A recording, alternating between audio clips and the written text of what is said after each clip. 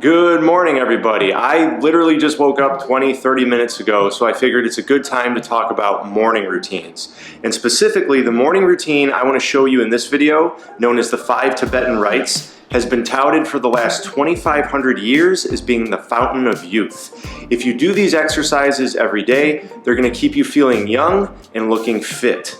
So without any further ado, let's dive right into the routine. Really quick before we dive into the first rite, for those of you new, my name's Ryan and this is Minus the Gym. It's all about body weight fitness and healthy nutrition. Hope you enjoy the channel. And for those of you returning, welcome back. I appreciate you. All right, now let's take a look at the first rite. This first rite might seem a little odd at first, but wait until I explain the purpose behind it and then it'll all make sense. Get out into the open, whether it's outdoors or indoors, making sure there's no objects around you that you're gonna bump into. Put your arms out to the sides and then keep your gaze on an object straight in front of you. In my case, this would be the camera when I'm demonstrating. Then you just spin. And while you spin, try to keep your gaze on that object in front of you as much as possible. This will engage the neck as you turn the head to return your gaze to that object. But you're gonna spin clockwise, and that's literally it. You're just gonna spin. Seems kind of odd, doesn't it? Well, let me explain why you're doing that. When you spin like that, you're activating the vestibular system here in your inner ears. That's a sensory system that's responsible for balance, coordination, proprioception, right? Like awareness of where your body is in space. So it's actually a great exercise to start off any routine with, but especially a morning routine, because now you're lining yourself up for a good day with good proprioception. Start off just doing 5 reps or 5 spins with this first rite, okay? And that goes for every rite that I'm about to show you. Just start with 5 reps. And then as you adjust to the exercises, increase by 2, going to 7, then 9, then 11, and so on. And the goal with the 5 Tibetan Rites is to do 21 reps of each. But again, gradually build up to that. With this first rite, you'll know if you're doing too much because you'll get dizzy. Okay, once you get dizzy, it's time to stop. As you practice, you will get less dizzy, or you won't even feel dizzy as you build up the rep numbers. Now, for the second Tibetan Rite, this is basically a lying leg raise. What you're gonna do is lie flat on your back, get into a comfortable position, and you're gonna lift your legs up and also simultaneously raise your shoulder blades off the floor. And then you're gonna lower back down, both your legs and the shoulder blades back down to the floor or the mat that you're lying on. So this really is a traditional leg raise, but the reason why it's there as the second rite is that you're activating flexion in both the spine and at the hips. So that's our flexion, and then with the next rite, we're gonna jump into extension. For the third rite, you wanna make sure you're on soft grass or a mat or something comfortable, because you're gonna get into a kneeling position.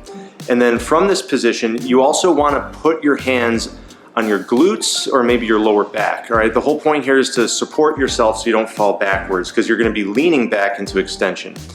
So with your hands supporting yourself, lean the torso backwards, extend, kind of looking up towards the sky, and then bring your torso back up to an upright position. What you're gonna find with this third rite is that leaning back into that spinal extension is something that we don't really do a whole lot. And it's great for flexibility and mobility. But then also pulling your torso back to the upright position is using muscles all throughout the posterior that we also don't use a lot. So this is one that I find really beneficial from the 5 Tibetan Rites, especially in modern day where we do a lot of sitting and hunching. This is going to counteract all the sitting that we do thanks to technology and other conveniences. The fourth rite is my personal favorite. I believe it's known as the tabletop exercise or tabletop position. What you want to do is make sure you have a mat or you're outdoors on soft grass, something comfortable to sit on. And you want to keep your feet flat, your knees bent, and your hands planted slightly behind you with fingers pointed backwards. And what you're gonna do is you're gonna lift the hips up into a tabletop position and then lower back down, hips to the ground.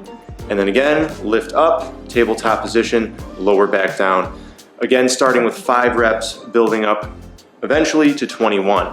And this is my personal favorite. It works the glutes, really opens up the body, opens up the anterior, the chest, the hips, everything. It's an all-around great exercise. I think even if you're not going to do the 5 Tibetan Rites, including tabletops like this, just in a warm-up is a fantastic thing to do. And now for the 5th Tibetan Rite, you want to get into a pike position All right, this is also down dog in yoga, but I like to do this in a wide pike. I find it just better to do it. So you're not going like as tight as you can with this down dog position. You want it to be kind of wide.